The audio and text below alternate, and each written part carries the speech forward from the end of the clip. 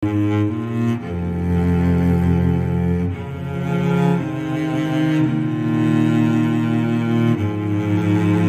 sinabi po kasi yung gymnastics para sa akin, kailangan maganda ka gumalaw. Parang ballet, yung atake po or yung mindset na every movement dapat elegant.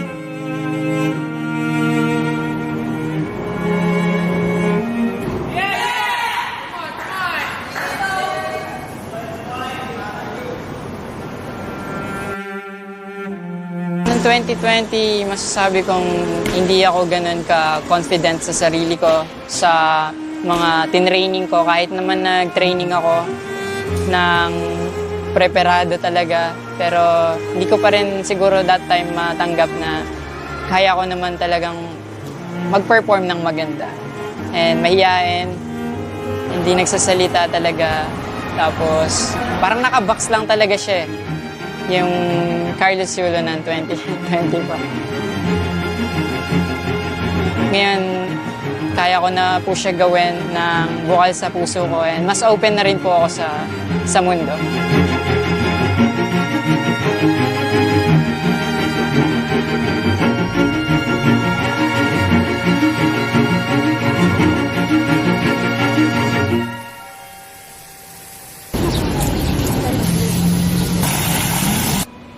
Na-realize ko po na maging Olympian nung 12 years old po ako. Na nakapanood po kami ng Olympic Games sa London po. May gymnast po doon from Japan talaga, si Kohei Uchimura po. Kilala po siya talaga kahit saan pag sinabi mo gymnastics po. And siya po yung napanood ko that time and sobrang fascinated po ako sa movements niya and sa skills na ginawa niya. Sobrang hirap po kasi ng ginawa niya. Pero sobrang dali tignan and sobrang ganda tignan. Ibang-iba sa lahat. So, doon po na sabi ko sa sarili ko na gusto ko rin sumali sa Olympics.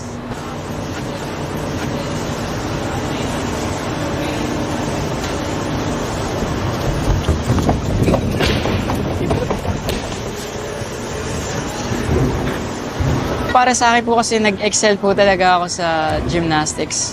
And feeling ko belong ako sa sports na to po.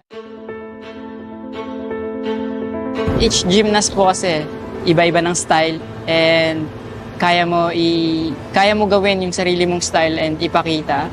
Kung paano ko po siya gawin, iba rin po yung kung paano siya gawin ng iba. So ganun po, parang pagandahan po kayo. Each gymnast din po kasi iba-iba ng routine, hindi naman po pare-parehas. And depende din po sa katawan ng tao kung kakayanin niya ba yung routine na yun. Yung mga ganun po na bagay na tinuro sa akin ng coach ko sa Japan po. And syempre sa team po na pinasukan ko, pare-parehas po yung proseso. Then pag gumagawa po ako ng routine, binibase ko rin po sa kung gaano siya kahirap. Kapag sobrang hirap, tapos kaya ko siyang gawin pero hindi maganda, hindi ko po siya ginagawa talaga. Kasi another stress po yun sa brain and sa katawan din. Sa isang warm-up po kasi, each apparatus, sa loob ng 3 minutes, check ko po lahat. Mas nakakaubos po yung floor kesa sa rings. Kasi ang tingin ko po sa rings, conditioning po siya. Like, puro strength. Hindi naman po siya like ganun ka komplikado. Basta strength, power, swing, dismount, okay na po yun. Pero sa floor, kailangan medyo detailed ka kung saan mo parang pag-connection po, saan mo ipapunch. Paano pag ganito yung position mo. Mahirap po siyang baguhin kasi minsan kahit control mo siya, uncontrolled siya talaga minsan. Pero during those times po, ano yung kailangan mong gawin or i-adjust. So very challenging yung floor. And then, pommel horse po, pag longer stripe yung arms, mas madali po talaga. And para sa akin po, hindi po siya match sa akin. So, pag sa competition, iniisip ko, basta ma-success ko yung routine ko, okay na. Ilaw pala. And then, sa vault naman po, which is ayun yung pinagbibigyan ko ng pansin talaga, kagaya ng floor. Timing po talaga, tsaka explosiveness. Yung power po talaga kailangan nandun. and good landings. And sa P-bar po, conditioning din po siya. Parang rings lang po, pero hindi siya power. Parang more on stability ng movement mo. Pero hindi ko po din po siya masasabing kasing hirap siya ng floor or rings. Medyo middle lang po siya para sa akin. And sa high bar naman po, yung mga chine-check ko palagi is yung release move po kasi dun mabilis magkamali po. Once na hindi mo yun makatch, out ka na po.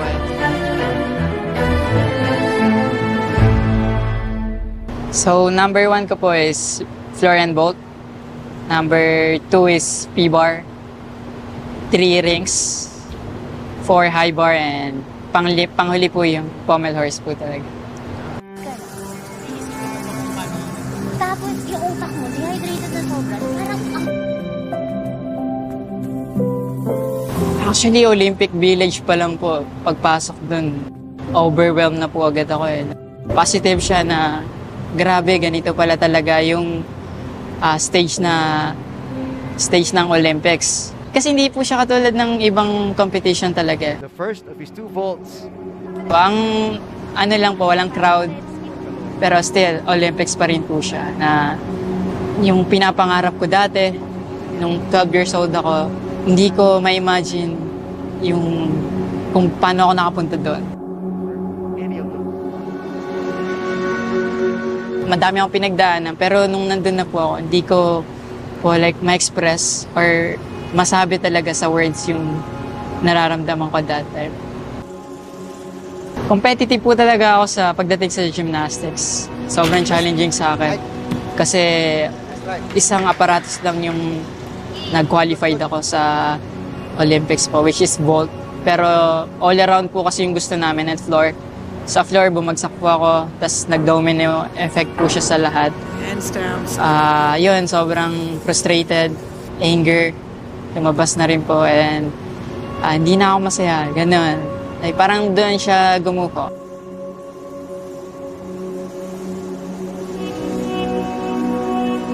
Feeling ko, that time kulang din ako sa lakas ng utak ko siguro. Natalo ako sa sarili ko. Ayoko natatalo sa sarili ko. Pero that time po kasi, ayun po yung time na hindi ko kinaya. Hindi ko na-handle yung sarili ko well.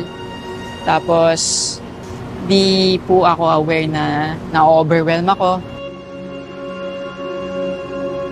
Siguro po nung gabi na po yun. Di ko na din po na tiis. Grabe po yung iyak ko noon. Parang 2 oras ako umiiyak. Kasi hindi ko matanggap and naiisip ko yung mga nangyayari. Paano kung tumayo yung ginawa ko sa floor? Pasok sana ako sa finals. Yung mga ganong thoughts po na nanghinayang ako.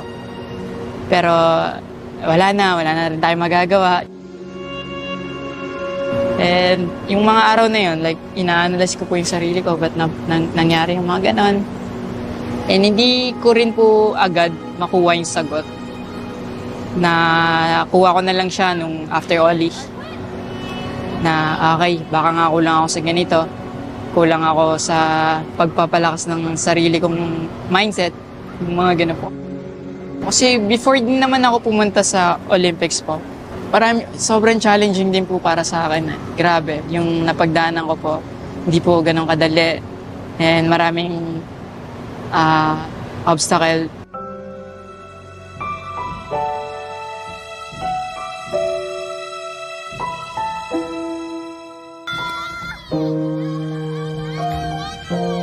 Every year, may iba-iba pong experiences.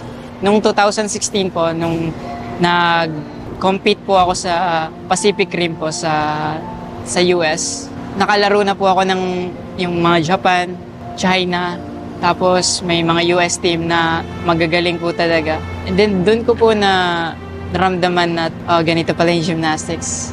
Sobrang sarap pala maglaro sa ganitong competition. And after that, Japan naman po yung next. Kasi pag uwi ko dito, parang 1 buwan lang po ako din. Japan na yung next. So sa 1 taon, medyo roller coaster po siya. Sa unang 3 buwan po, na pag-stay ko sa Japan. Okay pa po ako eh, like excited, like pump na pump. Tapos yung after nun na ma-realize mo na malungkot po talaga siya. Like, ikaw lang mag-isa, nagte-training, wala kang kausap, pag kumakain, like, hindi mo alam yung culture nila, yung salita nila, another barrier na naman po yun sa akin. And experience din. Yun, naranasan ko na din po maguluhan sa sarili ko during those times po na umabot po sa breakdown ng sarili. Sa sobrang hirap po na pinagdadaanan, sobrang lungkot, sobrang ewan ko kung paano matitake ng teenager na galing sa Pinas pupunta sa ibang bansa para mag-training ng gano'n. Nagkakaproblema na rin po ako sa training kasi hindi ko na nga din po naiintindihan yung sarili ko. Sobrang overwhelming nung time na yon. Sobrang takot na takot po ako. So, nagdasal po talaga ako. Nangingi ako ng lakas ng loob, guidance. Lahat po talaga ng mga kinakatakot ko. Like, sinabi ko talaga ng totoo ako sa sarili ko. Hanggang sa doon po ako nakatulog. And then pagising ko, medyo nabawasan na yung bigat na nararamdaman ko. And ayun yung naging way ko po talaga na humawak sa straw, sa last straw po siguro.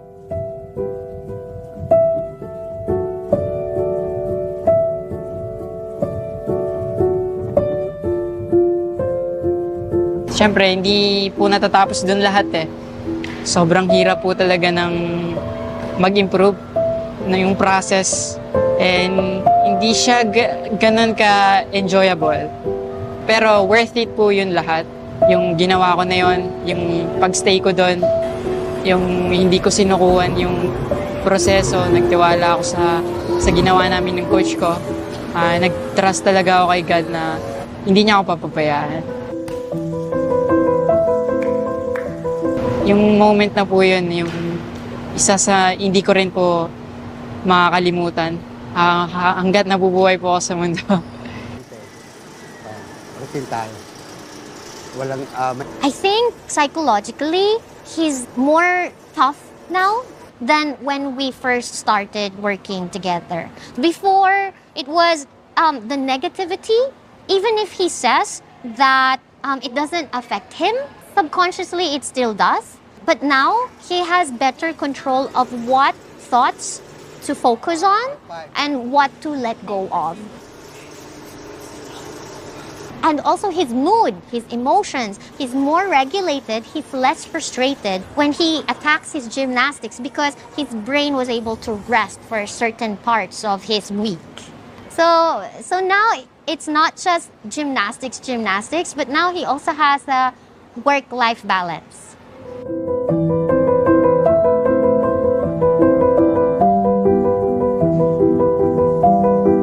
Show up lang po talaga. Palagi. Punta lang po talaga. Palagi. Parang, nandito ka na din eh. Ba't hindi ka pa gumawa kahit sobrang liit po? So, para sa akin, inarap ko po talaga yung sarili ko.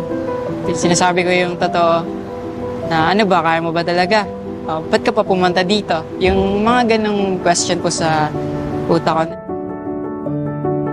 Paano pag Olympics ngayon, anong gagawin mo?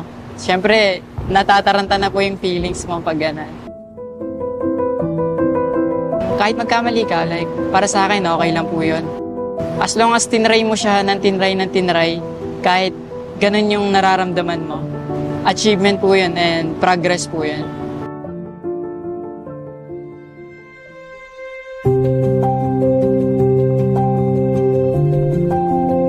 Nung nawala naman po ako sa Japan, doon ko na mas na-realize yung growth ko sa sarili ko or yung mas kaya ko pang palaguin. Kasi nagkulang din po ako sa confidence.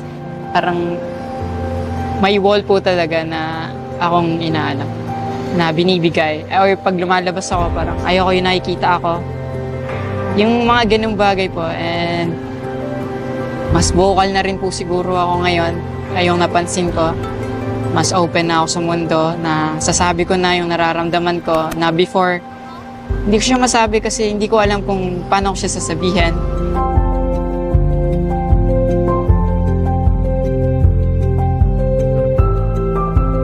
Hindi ko pa talaga truly kilala yung sarili ko. Siyempre, at that time po, like, super bata pa po. Pero ngayon, masasabi kong ang laki ng growth through experiences po talaga. Yung mga learnings, hindi siya makukuha sa madaling bagay. And makukuha siya sa hardship po talaga. And doon ko siya natutunan. Doon din po ako naging aware sa sarili ko, sa kung paano ako kumilos, magsalita, gumalaw. Sa mahirap ko siya nakuha na pag natatalo ako or pag nadadown ako during competition or during training, doon ko po siya na mahirap na nga yung training. Tapos parang hindi ka pa ba grateful na nandito ka, na magko-compete ka, nakasama ka sa ganitong stage, ba't hindi mo na lang ibigay yung buong ikaw or yung ng buong puso mo, yung ganun po. Parang doon ko po kaya ako nakapunta dito, like, deserve ko rin naman to, and nakapag-training talaga ako, nakapaghanda ako, binuhos ko yung sarili ko dito sa pagpa-practice. Parang pagdating doon, bakit hindi mo na lang like, ibigay lahat.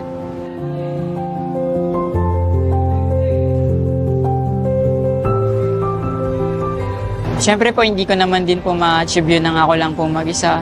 Marami pong taong tumulong sa akin. Yung coach ko before po, si Ma'am Cynthia. Siyempre, family din po and friends. Siyempre, yung partner ko po, siya po yung nakapag-bloom po talaga sa akin and nakapag-realize na marami pa po talaga akong kayang gawin besides gymnastics po.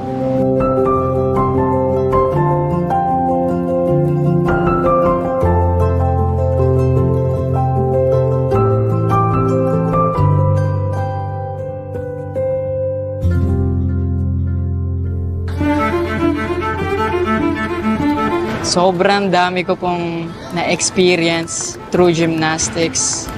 Dahil sa gymnastics po, nakatulong ako sa family ko. Nakapag-aral po ako ng scholar ako. Nakapunta po ako sa Japan na dahil sa gymnastics. Nakakapag-compete po sa iba't ibang lugar dahil sa gymnastics po.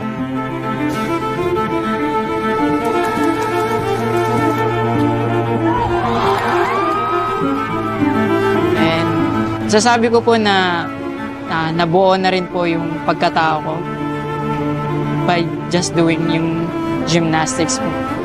Ang sarap din po sa feeling na hindi ako huminto. Nagtuloy-tuloy ako sa ginusto ko na sport. Yung current gymnastics po sa Pilipinas ngayon, medyo nakikilala naman na din po siya and sobrang saya ko po para doon.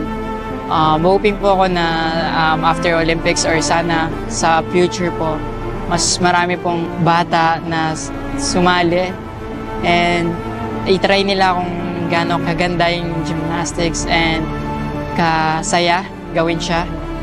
Kahit hindi sila magtuloy as na national athlete or mag-pro sila, wala namang problema. Gusto ko lang malaman ng bawat bata po na masaya mag-gymnastics.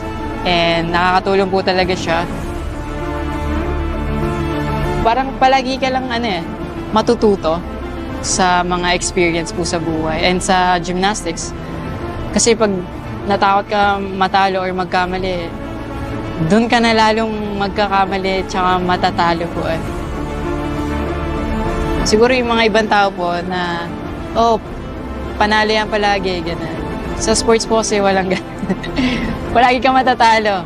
Importante sa akin lang, yung pinangawa ko is mag-try ka lang na mag-try kasi may darating talaga na para sa'yo. And darating din yung time mo na mag-bloom ka talaga. Mas naging kind siguro din ako sa sarili ko, sa mundo, sa tao sa paligid ko po. Nung nag-open up po ako, mas naging masaya rin po ako sa sarili ko. Hindi lang sa larong gymnastics or sa larangan ng sports. Pero sa buhay po talaga, outside gymnastics.